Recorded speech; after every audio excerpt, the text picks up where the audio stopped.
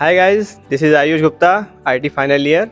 Currently, I am head senior secretary of Hobby Council. Hi guys, this is Yashi, IT final year. Currently, I am head senior secretary of Hobby Council.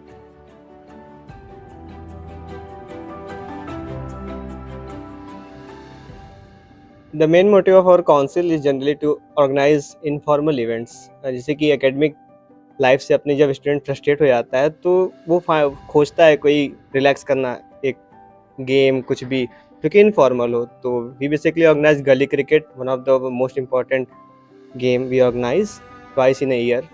And Our council is all about fun basically, and we organize creative activity and entertaining events.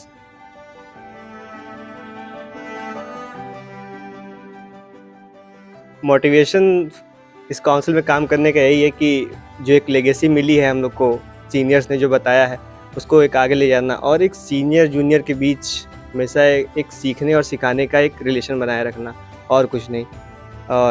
और we just as a family in a council, we are a family.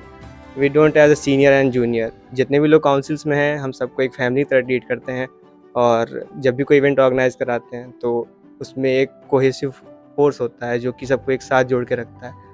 तो main motive तो यही है. मेरे हिसाब से main motive ये है कि जैसा कि सब जानते हैं कि बीटेक लाइफ बहुत हेक्टिक होती है, तो मेन मोटिव यही है कि एक ऐसा स्पेस क्रिएट करना जहाँ पे सारे बच्चे, सारे स्टूडेंट रिलैक्स कर पाएँ।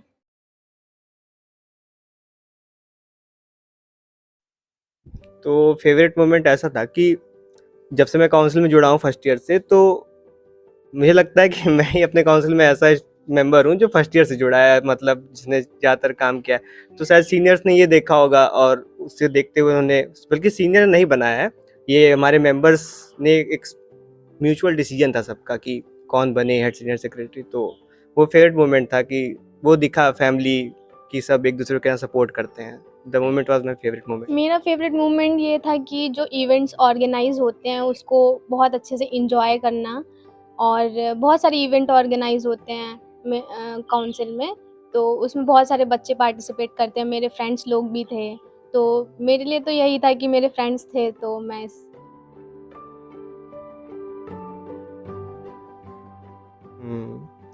This is, I think, a very crucial question to how to manage academics, extracurricular and non-academics. ऐसा है कि अपने कॉलेज में तो 2-3 महीने लगातार पढ़ो, पहले एकेडमिक्स फॉलो करो. जब सीटी, बेसिकली हम इवेंट ऑर्गेनाइज तभी कराते हैं जब सीटी हो जाते हैं, क्योंकि सीटी एक वो पीक होता है जब आपके एकेडमिक्स एकदम पीक पे होते हैं. तो उसके बाद एकदम डाउनफॉल आता है उस ग्राफ में, तो वो बेस्ट टाइम होता है इवेंट ऑर्गेनाइज कराने का, और हम उसी टाइम जनरली चाहते हैं कि ऑर्गेनाइज हो. तो दैट वाज द, इस बैलेंस करना है एक्स्ट्रा करिकुलर एक्टिविटीज़ में, यही है कि सीटी हो जाए उसके बाद एक शेड्यूल बनाओ, उसमें ऑर्गेनाइज कराओ, प्लान करो. तो यही है कि एक स्केड्यूल फॉलो होता है कि जब एकेडमिक्स हो तो एकेडमिक्स करें, और जब हमारा वीकेंड हो, फ्री टाइम हो, तो हम इवेंट ऑर्गेनाइज कराएं.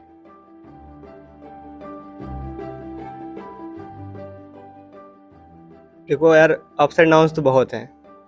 मतलब काउंसिल में तुम हेड सीनियर सेक्रेटरी बने और तुम्हारे ज़िंदगी में उथल पुथल शुरू, इसलिए क्योंकि यार तो यहाँ पर पूरी रिस्पॉन्सिबिलिटी होती है काउंसिल को चलाने की. और एक जूनियर जो होता है कॉलेज का, वो तुमसे देख के सीखता है, उसको नहीं पता काउंसिल क्या होती है.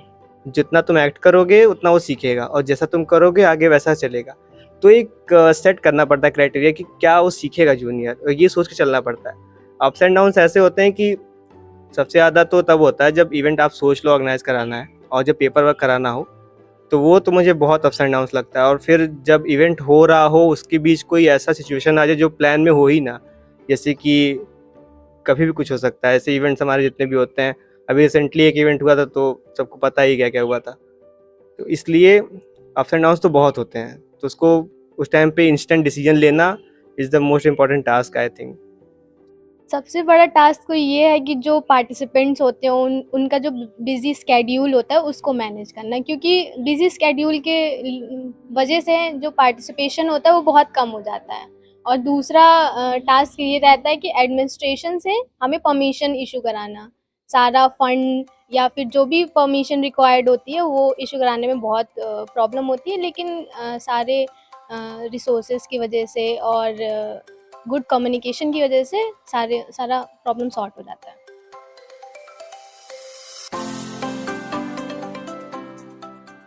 रिसोर्सेज की कमी जो है, क्योंकि मतलब आप पेपर वर्क बहुत ज़्यादा है। आप किसी भी कॉलेज में अगर हो तो समझ सकते हो यार ये दुख कि कितना ज़्यादा होता है पेपर वर्क। आपको हायरार्की फॉलो करनी पड़ती है और उसमें जो टाइम जाता है स्टूडेंट का तो वो गिव अप कर देता है।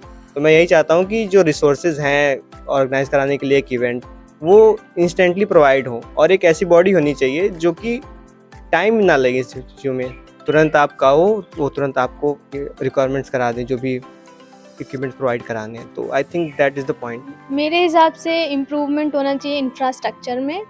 कॉलेज जैसे मेरा कॉलेज बहुत छोटा है और जैसे आरईसी एवियन को आईआईटी रगड़गंज भी बोलते हैं, तो मैं चाहती हूँ कि ये एटलीस्ट आईआईटी की तरह बने। मतलब इसमें ऐसा एटमॉस्फेयर क्रिएट हो, ऐसा इन्वायरमेंट क्रिएट हो जहाँ पे हमें ऐसा फील हो कि हाँ हम भी आईआईटीएन से कम नहीं हैं।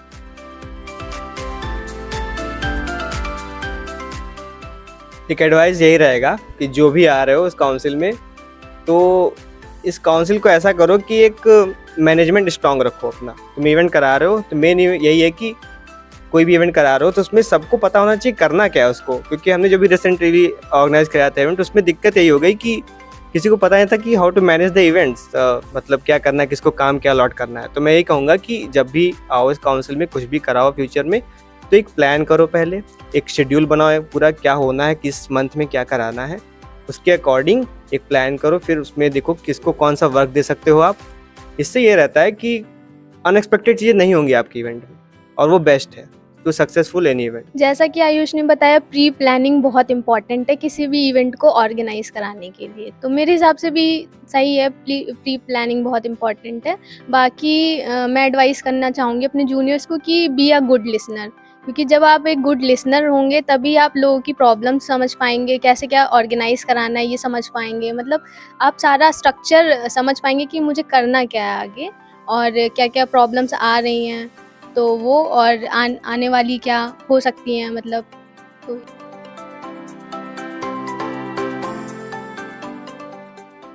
मैं तो सच बताऊं कि मैं तो सोचता हूँ कि मैं मीडिया काउंसिल में होना चाहिए था मुझे, क्योंकि आई think it's the best council till now. Because ये सबको एक प्लेटफॉर्म प्रोवाइड कर रही है कि आप कैसे अपने व्यूज़ को दूसरे तक पहुंचा पा रहे हो। तो I think it's the best council till now in the our college.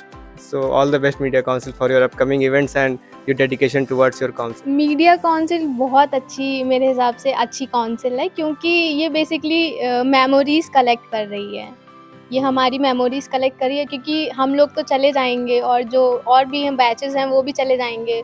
तो बेसिकली ये हमारी मेमोरीज को स्टोर करके, और जो आने वाले हैं उनको, स्टूडेंट्स हैं जो हमारे जूनियर्स हैं वो आएंगे तो देखेंगे कि हाँ हमारे कॉलेज में ऐसे लोग थे, ऐसे सीनियर्स थे, ऐसा कुछ होता था। तो इसके थ्रू हमको मतलब उन लोगों को भी बहुत कुछ सीखने को मिलेगा, जानने को मिलेगा, और हम लोग आगे जब चले जाएंगे तो याद कर सकते हैं इसके थ्रू कि हाँ हमने लाइफ ऐसे बिताई कॉलेज में, ये हमारे जूनियर्स थे, ये इवेंट हमने कराया। या तो मीडिया काउंसिल बहुत हेल्पफुल है हमारे लिए। So thank you very much for the entire things media council.